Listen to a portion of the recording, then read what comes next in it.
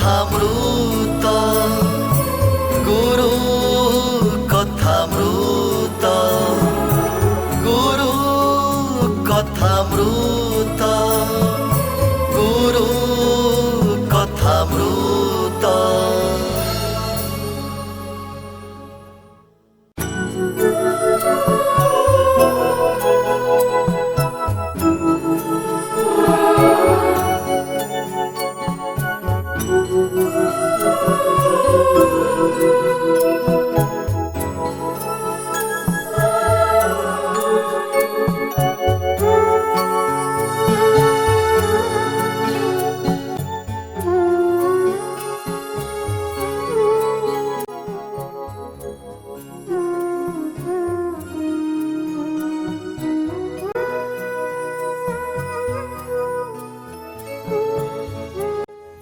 मैं विनायक बेरा बहरा गोरा पूर्वी सिंहभूम झारखंड से बोल रहा हूँ। गुरु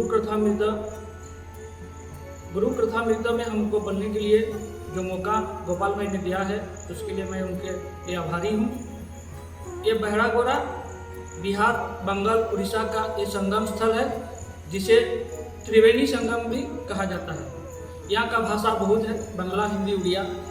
यहाँ का भाषा में सब कुछ मिला हुआ रहता है, बांग्ला, हिंदी, उड़िया। और यहाँ का लोकल लड़का भी कोई भी भाषा ठीक से नहीं बोल पाता है। मैं भी प्रयास कर रहा हूँ हिंदी में बोलने के लिए, बोलते बोलते बांग्ला, उड़िया में घुस जाएगा, इसके लिए मैं क्षमा चाहता हूँ। मैं हिंदी में बोलने के लिए कोशिश कर रहा हूँ, ठीक है। बाबा, सबसे पहले मैं बाबा बुलिया को प्रणाम निवेदन कर रहा हूँ। उनके कृपा से जो आज मैं हूँ, उनके कृपा से हूँ। मैं 5/10/1972 में इस अंचल में पैदा हुआ हूँ। मैं बहुत ही गरीब परिवार का लड़का हूँ। बचपन से ही मैं गरीब को झेला हूँ और मैं जानता हूँ गरीबी क्या चीज़ है। गरीब की झेलते झेलते मैं आज इस मकान में पहुँचा हूँ और सब बाबा बुलिया की अशेष कृपा है। मैं उनके लिए बहुत धन्यवाद और आभार प्रकट करता हूँ। वो हम लोग देखते हैं मानव है, लेकिन मानव नहीं है, तो भगवान का एक स्वरूप है जो इस अवतार लेके आए हैं इस धरती को कुछ शिक्षा प्रदान करने के लिए। अगर हम लोग उनके मार्गदर्शन पे नहीं चलेंगे तो एक दिन हम लोग विनाश के कगार पर पहुंच जाएंगे। कुछ अनुभव है जो मैं 2005 में बुलिया बाबा के संपर्क में आया हूं। उससे पहले मैं गुरु बात को मैं बिल्कुल पसंद नहीं करता था। मैं गुरु आदमी को भ्रष्ट, बेविचार, यही सब वाद उनको पर आरोप करता था। ये गुरु एक चीज़ है। बचपन से मेरा मन में था कि रामकृष्ण, विवेकानंद या जो भी सब गुरु सब है वो सब माँ काली का है, कोई भक्त कोई शिव जी का है, कोई ये क्या। हम काहे नहीं डायरेक्ट माँ काली का भक्त बन जाए, काहे नहीं हम शिव जी का भक्त बन जाए। हम लोग गुरु काहे पकड़े? गुरु लोग सब ठग पकड़ के हम लोग का पैसा ले लेगा, ये हम लोग को खराब कर देगा, इस मेरा भ्रम था पहले। इसीलिए मैं गुरु के पास में कभी जाता भी नहीं था। कोई कारणवश जब मेरा 27 उम्र हुआ, उस टाइम मेरा एक लड़की से प्रेम संबंध हो गया था। प्रेम संबंध में वो लड़की अमीर घर का था, मैं बहुत गरीब घर का था। उन लोग का घर में हमको राजी नहीं हुआ था, तो राजी नहीं होने के चलते तो उनको घर में हम लोग को शादी के लिए हम लोग मना कर दिया। वो लड़की मेरे साथ भागना भी चाहता था, लेकिन मैं चाहता था कि जब भी शादी होगा तो दोनों घर का आपसी संबंध से मिलजुल के शादी होगा, लेकिन वो नहीं हो सका। वो लड़की का शादी दूसरा जगह हो गया। तो उसी दिन से मैं तो वो लड़की रो रो के बोला कि आप कुछ नहीं कर सका, तो मैंने भगवान है, अगर होगा तो कुछ होगा। तो लास्ट में जब उसका ये हो गया, शादी होने के बाद भी वो मेरे से फिर बोलता कि हमको दो, हम आपसे चला जाएगा आप किसी। तो उस टाइम हम मैंने टेंशन में रहता था कि क्या करें क्या नहीं करें। तो मार्केट में उस टाइम बाबा बुलिया को हम उड़िया भाषा या उड़िया लैंग्वेज हमको पसंद नहीं था। एक बार बाबा बुलिया का एक तो पोस्टर देखा कि हिंदी में लिखा हुआ है कि बाबा बुलिया, उनको तो इसका पिक्चर हम एक बार देखा था टीवी में। हम सुबह में थोड़ा, जब मेरा मन अशांत रहता था उस टाइम, तो हम थोड़ा सुबह में प्रवचन देखते थे। प्रवचन में देखते हम आसाराम बाबू जी का कोई प्रवचन सुनते थे, उनका प्रवचन हमको बहुत अच्छा लगता था। और एक बार चैनल खराब के चलते चेंज प्रवचन बंद हो गया सुबह, तो चैनल चेंज करते करते बलिया बाबा उड़िया में क्या लिखा था, लेकिन बलिया बाबा का पिक्चर में प्रवचन चल रहा था, मैं प्रवचन सुना, उनका बात मेरे मन को बहुत अच्छा लगा। ये कौन गुरु है, उड़िया में लिखा हुआ है, हम तो समझ में नहीं आता। कुछ दिन बाद बलिया बाबा का पोस्टर में देखो, बोला ये पोस्टर बाजार में छपा हुआ है, एक गुरु जी आ रहा है।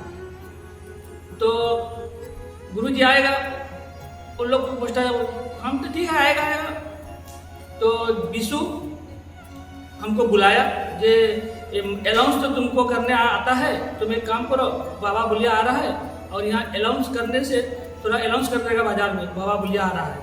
वो ठीक है, हम प्रचार कर देंगे। प्रचार हम कर दिए, प्रचार करने के बाद बाबा बुलिया भी आ गए, इसमें था। उसके पहले मैं गुरु को तो नहीं जानता था, तो उसका पहले घटना है कि मेरा जब आर्थिक परिस्थिति इतना खराब था, उस टाइम मेरा जो दोस्त था ब्राह्मण था, एक आदमी के घर में उसको पूजा चल रहा था, तो पूजा में उसको 12 ब्राह्मण को खिलाने के लिए बुलाया था। तो वो लड़का बोला कि आज 12 ब्राह्मण बुलाने के लिए बोला था, 12 ब्राह्मण नहीं मिला, तेरा चेहरा तो मेरे जैसे मिलता जुलता है, तुम चलो, वहाँ ब्राह्मण भोजन भी हो जाएगा और तुमको कुछ दक्षिणा भी मिल जाएगा। तो हमने ठीक है चलते हैं। तो गए वहाँ पर, तो ब्राह्मण भोजन के टाइम हमको ब्राह्मण भोजन का दक्षिणा भी मिल गया और ये भी हमको मिल गया। तो उस टाइम सत्यनारायण व्रत कथा चल रहा था, उसका व्रत कथा में, तो उसमें बोला था लास्ट में, जब भगवान विष्णु का जो ये करेगा, मैंने पूजा पाठ करेगा या मानेगा, उसका पैसा का परेशानी नहीं होगा। तो उसी टाइम हम मन में मानत किया था कि हम ये पूजा करें, मेरा अगर 1000 या 1500 रुपया इनकम हो जाएगा तो मैं घर में सत्यनारायण पूजा करूँगा। ठीक 1 महीना बाद मैं बेकार था, लेकिन 1000 रुपया मेरे पास में आ गया, तो मैं सत्यनारायण पूजा करूँगा, ये सोच के घर में सोचा। मेरा घर में पिताजी को जो पूजा कर जगह भी नहीं था, ये कहाँ सत्यनारायण पूजा, ब्राह्मण को बुलाएं, कौन सा ब्राह्मण को बुलाएं, फिर दक्षिणा लेगा, ऐसा पर। तो हम सोचा कि हम लोग का बाजार में एक जगन्नाथ मंदिर है, उसमें ताला लगा हुआ था, तो हम उसको पुजारी को बोले पूर्णिमा के दिन ताला हुआ लगा हुआ है, भगवान जगन्नाथ मंदिर है, तो एक काम करते हैं, हम यहाँ पर पूजा करेंगे, आप थोड़ा पूजा कर दीजिएगा। बोले ठीक है, तुम आ जाना, पूजा कर देंगे। हम प्रसादी उसी लेकर वहाँ पर पूजा अर्चना किए। पूजा अर्चना करने के बाद तो उसके दूसरा महीना और मेरा इनकम बढ़ गया, जो 1000 था वो 2000 ऐसा होने लगा। तो मैं ठीक है, ये भगवान का कृपा है। तो उसके बाद एक आदमी बोला कि तुम दीक्षा ले लो, तो दीक्षा ले लो, और ये तुम दीक्षा लेने से अच्छा होगा। तुम दीक्षा कहाँ लेंगे? तो दीक्षा लेने के लिए पहले सर्वप्रथम मैं तो रामकृष्ण मठ, ये विवेकानंद युवा महामंडल में खेल कूद के बड़ा हुआ हूँ, उसका आदर्श मुझे बहुत अच्छा लगता था। तो ठीक है, पहले रामकृष्ण मठ में दीक्षा लेने के लिए हम प्रयास किए। दीक्षा लेने का वहाँ पर एप्लीकेशन देना पड़ता था, एप्लीकेशन पास होगा तब जाकर दीक्षा मिलेगा, तब नहीं तो नहीं मिलेगा। मैं 2 बार एप्लीकेशन दिया, 2 बार भी पास हो गया। मैं 2 बार दीक्षा लेने गया, कुछ ना कुछ कारण बस मेरा दीक्षा लेना बंद हो जाता है। फिर निगमानंद के पास गया, उधर भी उसको प्रवचन सुना, उनका सत्संग किया। हर एक साल में एक बार सत्संग होता था, उसका मैं वहाँ पर भी किया। वहाँ पर भी हम सुना कि दीक्षा लेंगे। दीक्षा लेने का जब टाइम होता है तो कुछ ना कुछ गड़बड़ हो जाता है। फिर अनुकूल चंद्र के पास गया, वो भी दीक्षा लेने गया। उधर भी शंकराचार्य के पूरी मोठाधीश, वो बोला कि शूद्र आदमी को दीक्षा नहीं, मैं शूद्र आदमी हूँ, तुम्हारे जात का हूँ, देगा कि नहीं देगा। फिर बाद में बोलने से बोला कि ना दिया जाएगा। फिर वहाँ पर गया, हम बोले ठीक है दिया जाएगा, तो वहाँ पर दीक्षा लेने के गया। तो वहाँ भी वैसा हुआ कि हम दीक्षा नहीं ले पाया। तो मेरा दोस्त जो ब्राह्मण लड़का था, तो वो कहीं भी जाता था हमको बुला के ले जाता था। एक जगह वो थाना का बड़ा बाबू था, उनका घर में, और हम लोग रामायण महाभारत गीता पाठ करते थे। वो बोला कि तुम दीक्षा दीक्षा तुम ले लो, गुरु पकड़ लो, गुरु नहीं पकड़ने से तुमका ज्ञान नहीं होगा। तो गुरु जब जहाँ पकड़ने जाते हैं तो हमको नहीं मिलता है, गुरु दीक्षा नहीं ले पाते, कैसे होगा? पहले तुम इस ब्राह्मण को, तेरा दोस्त को दिखा लो, ये तो ये इसका तो ये मेरा दोस्त है यार, कैसे? बोले भगवान श्री कृष्ण ने इसको गुरु बनाया था, तुम मेरा ये दोस्त है, तुम इसको गुरु बना लो। ठीक है, वो तो सही बात है, लेकिन ये इसको क्वेश्चन करने से तो गलत जवाब देता था, उसका आचरण हमको ठीक नहीं लगता था। तो कैसे हम वो मीट मछली अंडा इतना खाता थे और कैसे हम उसको गुरु मानेंगे? मैं बचपन से ही मीट मछली अंडा नहीं अच्छा नहीं लगता है, ये जो मम्मी हो जाए इससे दीक्षा हम नहीं लेंगे। तो वो बोला कि ठीक है, तुम मन में जगन्नाथ महाप्रभु को, जगत का गुरु है वो जगन्नाथ महाप्रभु है, वो जगत का गुरु है, तुम उसको मन में गुरु मान लो। तो ठीक है, उसी दिन में से मैंने जो हम जगन्नाथ महाप्रभु को हम गुरु मानते थे, मानस गुरु। तो एक बार वही प्रवचन के टाइम, जिस टाइम बाबा बलिया आया था, उस टाइम मेरे मन में था तो जगन्नाथ महाप्रभु मेरा गुरु है, हम तो दीक्षा नहीं लेंगे। विष्णु बोला था तुम दीक्षा ले लो, बलिया बाबा आ रहा है, तो नहीं हम दीक्षा चले लो, मेरा गुरु हम हो गया, जगन्नाथ महाप्रभु मेरा गुरु है, मैं दीक्षा चलेगा, तुम्हारा प्रचार करना है, मैं प्रचार कर दे रहा हूँ माइक में। तो मैं प्रचार कर दिया। प्रचार करने के बाद बाबा बलिया आया तो बोला ठीक है, तुम नहीं दीक्षा लेगा तो तुम जाना, तुम गुरु जी को तो दर्शन करके आना, तुम अनुभव करना कि वो कैसा गुरु है। वो ठीक है, तुम जो बोल रहा है इतना जगह जब गया गुरु ढूंढने नहीं मिला, ठीक है उनके पास भी जाएंगे। बाबा बलिया आया, PWD में बरंदा में बाबा बैठे थे, तो सब आदमी गुरु जी के पास बैठे हैं, हम बहुत दूर में नहा होकर खड़े थे। अगर सचमुच वो जगन्नाथ का अवतार होंगे, मेरे मन में यह था कि अगर सचमुच जगन्नाथ महाप्रभु होंगे तो हमको जरूर बुला लेंगे और हमको दीक्षा देंगे। मैं बहुत दूर पे खड़ा था, बाबा देख के मुझे बुला लिया, तब मैं जान गया कि ये भगवान है, इसीलिए हमको बुला लिया और हमको दीक्षा दिया। इसी दिन से मैं बाबा बलिया का जानता हूँ, जगन्नाथ जगत का प्रभु, साक्षात महाप्रभु जगन्नाथ का एक स्वरूप है। लेकिन आश्रम में बोलता है कि बाबा बलिया का, कौन बोलता है बलराम का है, कुछ भी हो, मेरे मन में वो जगन्नाथ महाप्रभु का अवतार है। इसीलिए हम जानते हैं कि ये जगन्नाथ महाप्रभु के गुरु करने के बाद ये गुरु हमको मिलने का, दीक्षा मंत्र मिलने का अवसर मिला। जब से मैं दीक्षा हमसे लिया, तब कुछ सेकंड बाद बाबा बलिया ने कहा, हमको बुलाया कि बहरा गोरा में एक आश्रम करना चाहता हूँ और आश्रम एक बनाने बोलो। तो विष्णु का पिताजी हमको बहुत बार बोला था कि मैं यहाँ पर एक आश्रम बनाना चाहता हूँ और कोई लड़का हमको हेल्प नहीं करता है, तुम थोड़ा हमको मदद करना। ठीक है, तो हम मदद नहीं करते, गए भी नहीं। तो बाबा बलिया जब बोला कि हाँ आश्रम करना है, तो मेरा मन में विष्णु जब उसका बेटा है, वो जो दीक्षा लिया है, तो उसका पिताजी का सपना है आश्रम बनाना, लेकिन इसका बाप बेटा में क्या आपसे समझा था, लेकिन वो बनाए नहीं। मैं बाबा बलिया को तुरंत बोल दिया कि हाँ जगह मिल जाएगा ये यहाँ पर आश्रम बनाने के लिए। तो मैं विष्णु का पिताजी को बात हमको याद आया, तो बोला कि बाबा बोलिया तुरंत बोले कि हम जगह देखने जाएंगे, तो चलिए हम जगह दिखा देंगे। तो बाबा बोले जगह देख के पसंद आ गया, बोले कि यहाँ पर आश्रम बनाएंगे। तो आश्रम बनाने के लिए बहुत सारा अर्थ था या पैसा चाहिए, तो कहाँ से पैसा आएगा। तो बाबा बोले तुम लोग पहले उसको 4 दीवारी घेरा उड़ा करो। तो ठीक है, आश्रम बनाने के लिए पैसा का बहुत जुगाड़ करना था। आश्रम बनाने में हम लोग पैसा के लिए कौन, विष्णु, हम और एक खोका सीट या काली पौधा सीट बोल के हमारा है, उनको हम लोग 3 आदमी बैठ के ये बोला कि हम लोग ये आश्रम बनाएंगे। तो आश्रम बनाने में उन लोग का 50% एक आदमी का था, एक आदमी का 35% था, मेरा 10% था। लेकिन मैं 10% देने में असक्षम हो गया और उन लोग 75 मैंने 10% 50%, उन लोग 85% पैसा जमा करने लगा, मैं 15% देने में सोचा। तो एक दिन हमको उन लोग मन में थोड़ा भला बुरा कर दिया, काहे नहीं तुम दे रहा है, तब काम बंद हो जाए। तो एक दिन हम बाबा बलिया के पास प्रार्थना किए कि हमको इन लोग गाली, हम आप पैसा तो देने वाला आप ही हैं, हमको ऐसा घर में पैदा कर दिया कि हम पैसा नहीं दे पा रहे हैं, हम कुछ बना नहीं पा रहे, भगवान कुछ हमको समर्थन दीजिए कि हम कुछ आपका आश्रम बना पाएँ। उसी दिन से मैं तो पढ़ा लिखा था, लेकिन मेरा जो पढ़ा लिखा था वो मैं हिस्ट्री में मैं क्या हूँ, मैं चिकित्सा लाइन में हूँ, लेकिन जिसका कोई डिग्री मेरे पास नहीं है। मैं चिकित्सा सेवा में काम करता हूँ और वही से मेरा इनकम है।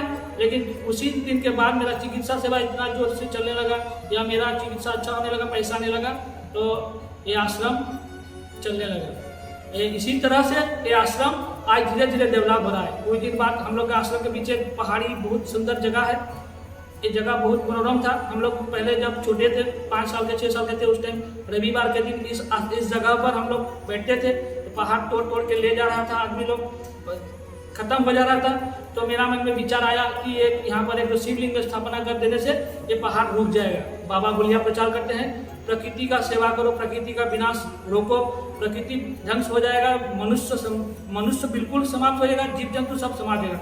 इसलिए सुरक्षा पहाड़ी को सुरक्षा रखो, वृक्ष लगाओ। ये बात मेरे मन में था कि ठीक है, इस प्रकृति को सुरक्षा करने के लिए एक तो आसान उपाय है, यहाँ पर शिवलिंग स्थापना कर देंगे।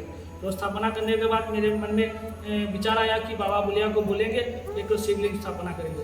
बाबा बुलिया बोले मंदिर बोलने के बाद बाबा बुलिया ने शिव जी वहाँ पर मत बैठाओ, और मंदिर बहुत बन गया है, मंदिर बनाने का कोई जरूरत नहीं है, और तुम लोग ऐसे ही पहाड़ को सुरक्षा करो। तो ठीक है, ऐसे तो सुरक्षा नहीं होगा। तो बाबा बुलिया ने कुछ मना कर दिया, हम नहीं बैठे। दुर्गा पूजा के दिन बाबा बुलिया ने हमको बुलाया, तो बहरा गोरा छोड़ के हमको वहाँ जाने का दिल नहीं किया, हम जाना नहीं चाहता था बहरा गोरा का पूजा छोड़ के। तो बाबा फिर दोबारा फोन किया, तुम कहे नहीं आ रहा है, हर साल तो बहरा गोरा का पूजा देखता था, आज तुम यहाँ आश्रम आ जाओ। तो मेरा कुछ लोग बोला कि नहीं बाबा गुरु जी जब बुला रहे हैं तो जाना चाहिए। तो मैं वहाँ चला गया आश्रम में, तो पहुँच गया, और 2006 में हमको बुला के बाबा बुलिया ने शिवलिंग दिया है। तो शिवलिंग देने के बाद मैं बाबा को पूछा कि कहाँ रखूँ। ये बाबा बोला कि अभी शिशुनंद से जो हम लोग आश्रम में जो शिव है, ये शिशुनंद मूर्ति है, उसमें रख दो, तुम जब जाएगा उसको लेके जाना। जिस दिन मैं लेके आया, वो भी एक तो चमत्कार स्वरूप था। मेरा मन में भय था, रावण ने शिवलिंग ले गया था, रास्ता में कहीं अगर हम रख देंगे, अगर रुक जाएगा तो नहीं जा पाएगा। इसलिए मेरा मन में भय था कि हम कहीं नहीं रुकेंगे। आश्रम से बैग को शिव जी के आश्रम में बैग में झोला में बैठाया, और पूरा बैग में लटक के पूरा चलाया, बहरा गोरा चलने लगा। रास्ता गाड़ी जोगायोग इतना अच्छा था कि इतना जल्दी हम बहरा गोरा पहुँच गए, हम कि हम कहीं पेशाब भी नहीं करेंगे कि कहीं शिव जी रुक जाएगा। रखे भी नहीं छोला डोल, खाना भी खाए तो एक जगह तो निरामिष होटल मिल गया, वहाँ थोड़ा खाना खा कर फिर चलाया। एकदम सुबह एकदम पहुँच गया बहरा गोरा। तो मूर्ति ला के पहाड़ के ऊपर हम स्थापना कर दिए 2006 में। स्थापना करने के बाद यहाँ के माफिया लोग जो पत्थर तोड़ के जो बेचता था, उन लोग हमको वहाँ बैठाने के लिए हम लोग बोले कि तुम यहाँ पर मूर्ति बैठा जाए, इसको तोड़ के हम लोग फेंक देंगे, और तुम मूर्ति बैठा के यहाँ पत्थर बेच के तुम बड़ा आदमी बनने का सपना देखा है, और सपना तुम्हारा बिल्कुल नहीं होने देंगे, ऐसा बोल के हमको चला गया, और पत्थर मूर्ति तोड़ने का भय दिखा के। तो बाबा बुलिया को हम बोला कि बाबा हम मूर्ति लेके पहाड़ में स्थापना कर दिए, और उन लोग बोला तोड़ देगा। तो बाबा बुलिया बोले तुम काहे वहाँ पर बैठाया, तुम्हारा अपना जगह पर बैठाना चाहिए था, तुम सरकारी जगह पर काहे बैठाया, वो लोग तो तोड़ देगा। तो मेरे मन में दुख हुआ।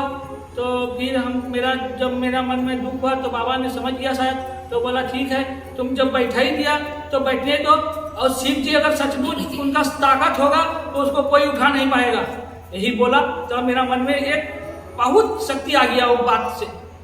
तो देखा यहाँ पर नीचे हम लोग का जो एक तो बाबा जी रहता था, तो बोला कि ठीक है, अगर शिव जी होगा तो जरूर उठा नहीं पाएगा, तो मेरे मन में विश्वास रखो।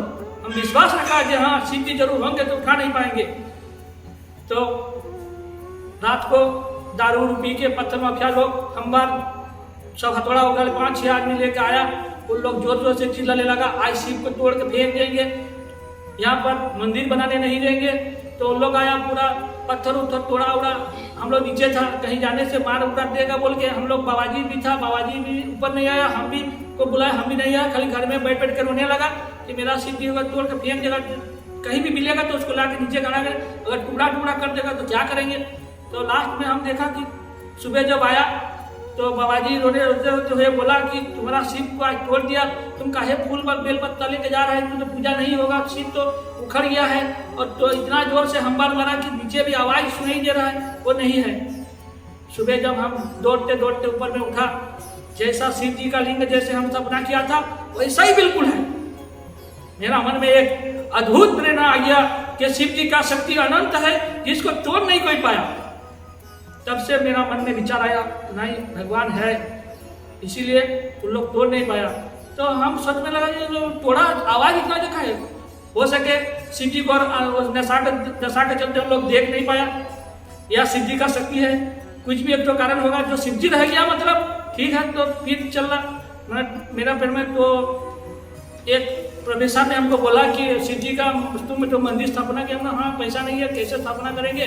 तो प्रोफेसर ने बोला कहीं तुम इतिहास का स्टूडेंट है, तुमको पता है ना आज जो त्र्यंबकेश्वर, जो बैजनाथ धाम, जो जरा ज़्यादा ज्योतिर्लिंग जो सुन रहा है उसका प्राचीन हिस्ट्री पढ़ो तो उसमें देखेगा कुछ नहीं था, छोटा पत्थर जंगल में बना है, वो भी पहाड़ से बना है, वो भी तुम्हारा शिव जी का शक्ति है, वो भी बड़ा मंदिर बन जाएगा। तुम्हारे पास जो क्षमता है, तुम 4 ठो यहाँ से मेरे घर से 4 ठो ये ले जाओ, लकड़ी ले जाओ और वहाँ गाड़ दो चारों तरफ, एक ऊपर में प्लास्टिक टांग दो, तो मंदिर बन गया। उसी से तुम शुरू करो। मैं पहले 4 ठो रोला लाया, वहाँ पर प्लास्टिक टांग के वह हवा में उड़ गया, फिर चाली का बनाया, फिर ऐसा हवा में उड़ता जाता रहा, हम बनाते रहता रहा। कुछ दिन बाद आस्ते आस्ते मंदिर बनाने के लिए संकल्प रखा कि मंदिर बनाएंगे। तो एक आदमी बोला कि कुछ सीमेंट देंगे और तुम मंदिर बनाओ। तो रॉड वूड लेके यहाँ बनाने था, तो जिस दिन ढलाई होगा उसका पहले दिन रॉड सब चोरी हो गया। अरे शिव जी यहाँ पे फिर मन में बोला, बाबा बोलिया का बात सही है, मंदिर मत बनाओ, ये बेकार चीज़ है, मंदिर बनाना ठीक नहीं है। इसीलिए बाबा कहते हैं कि मंदिर मत बनाओ, बनाना ठीक नहीं, पहाड़ जंगल से बेकार हम मंदिर बनाने में चक्कर में आ गए। ऐसे समझ लगा कि फिर मंदिर नहीं बनाने का संकल्प रखा। फिर एक आदमी बोला नहीं बनाओ ना, जो एक बार तो देखा ना, पत्थर तोड़ने पर मंदिर बन जाएगा। मैंने चोरी कर लिया, सीख कर लो, सांप था, कुछ भी था, या कुछ उसका कुछ त्रिशूल से लेकर भगा था, तो हम विश्वास है काहे नहीं भगाया चोर को, काहे चोर ले गया। तो बोले ना ले, उसको लेने दो, तुम और एक बार कोशिश करो, ठीक है देखेगी। मेरा मन में ठान गया, जो चोरी ले गया वो सामान अगर नहीं ला के दिया तो हम ये मंदिर नहीं बनाएंगे, यहाँ पर हम मंदिर नहीं बनाएंगे। मेरा सामान जब चोरी हो गया, वो सामान हमको चाहिए, काहे ले गया। तो फिर दोबारा 7-8 दिन बाद जैसे चोर ले गया था सामान, जिस जगह से उठा के ले गया था वैसा ही वहाँ पर रख दिया गया। तब मेरे मन में फिर विश्वास हुआ ना, शिव जी स्वयं है कि आ गया मेरा सामान। मैं खुशी से चिल्ला उठा, चलो ढलाई करेंगे। आज बनते बनते तो मंदिर बन रहा है। आज जिस जगह में बैठ के बात कर रहा हूँ, मैं आपसे मैंने गुरु जो कथामृत, जो गुरु बलिया बाबा का कथामृत जो बोलने का जो मंच है, उस मंच में इस मंदिर का जो बाबा बलिया का जो मंदिर, ये बाबा बलिया का दिया हुआ मंदिर है। आज उन्हीं का कृपा से मंदिर बना है। इसी मंदिर में हम बैठ के आज बोल रहे हैं। ये पहले बिल्कुल एक सुनसान जगह था, पहाड़ था, पहाड़ के ऊपर ये मंदिर बन गया है। और पैसा भी ऐसे पैसा आया कि ये मंदिर आज जो मंदिर आप देख रहे हैं, ये कम से कम 30-40 लाख रुपया का होगा। जो लड़का पहले 1000 रुपया कमाता था, वो 40-50 लाख रुपया कैसे लाया, वो शिव जी का अशेष कृपा है, ये उन्हीं का देन है। और मैं किसी से पैसा नहीं मांगा, और पैसा ऐसा ही आया, गुरु जी की कृपा से आया है। ये मंदिर आस्ते आस्ते बन जा रहा है। पैसा ऐसा आया कि कोई, जैसे मैं तो चिकित्सा सेवा लाइन में हूँ ना, कोई लड़का आता है कि मेरा गरीब आदमी है, मेरा हाथ टूट गया है और तुम प्लास्टर कर दो। मैंने ये बाबा हम तो हड्डी का डॉक्टर नहीं है, कैसे प्लास्टर करेंगे। बोले अरे हम लोग कहाँ जाएंगे, गरीब आदमी, कोई डॉक्टर 5,000-6,000 रुपया लेगा, तो हम लोग कहाँ जाएंगे, मेरे तो पास पैसा नहीं है, इसीलिए तुम जैसा भी कर दो ना, हाथ तो रह जाएगा ना, हम ठीक है कर देंगे। तो 4,000 रुपया में प्लास्टर हम 500 रुपया में कर देते थे।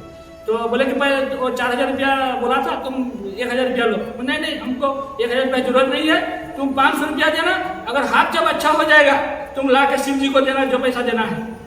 तो इसी तरह से कुछ आदमी जिसका हाथ ठीक हो गया, कोई बीमारी, असंभव बीमारी था, वो हमको आके बोला, तो हम उसको दे दिया। तो वही दे के उन लोग भी कुछ दिया। और जो शिव जी का भी साक्षात भक्त है, तो शिव जी को जो मानते हैं, उन लोग ने पैसा दे दिया, और उसी से आज ये मंदिर बन रहा है। अंत में यह कहना चाहता हूँ कि बाबा बलिया साक्षात एक भगवान है, वो मानव रूप से आया है हम लोग को कुछ मैसेज देने के लिए। ये भगवान का स्वरूप है, एकदम भगवान है। और ये जो गुरु कथा में तो जो बात है, गुरु का जो अनुभव है, अगर सब कुछ बोला जाएगा तो कभी खत्म नहीं होगा। ये समय खत्म नहीं होगा। तो फिर भी बाद में मैं बोलूँगा, और कुछ अनुभव है मैं बाद में बोलना चाहता हूँ, बोलूँगा भी। और इसी तरह से आज जो बोलने का मौका मिला है, वो सबसे पहले मैं गोपाल भाई को बहुत तहे दिल से बहुत शुक्रिया, धन्यवाद देना चाहता हूँ कि ये जो प्रोग्राम इन्हें चालू किया है, अगर ऐसा होगा तो हम लोग का गुरु जी का जो ये शक्ति है वो प्रचार होगा। और बाबा बलिया जो एक महान रूप में पैदा हुए हैं इस विश्व में, उनका जो आदर्श है, विश्व प्रेम, आज विश्व खराब की ओर चल रहा है, उनका जो आदर्श में हम चलेंगे तो विश्व रहेगा, नहीं तो रहेगा नहीं रहेगा। इसलिए बाबा बलिया को मैं कोटि कोटि नमन करके मैं एक गरुड़ कथामृत में आपसे विदाई लेता हूँ। आपण मैंने शुणुले गुरु कथामृत, आज से कार्यक्रम गुरु कथामृत को आम ये विश्राम देवा। कथार अच्छी सब धरती कागज करो लिख निवन माही, सात समुद्र समीगुरु तब गुरु लिख नाई। जेभଳି समुद्र को यदि काली करिबा तथापि गुरुंकर कथा लिखि पारिबानी कहि पारिबानी तथापि सरीजीव, किंतु गुरुंक लीला सरीबनी। तथापि आमे आगामी अध्याय रे से गुरु कथामृत कार्यक्रम को एक छोट छोट कथा को नहीं आपणों पाखरे पहुँचाइबी। आपण अपेक्षा करिथिबे। जय गुरु।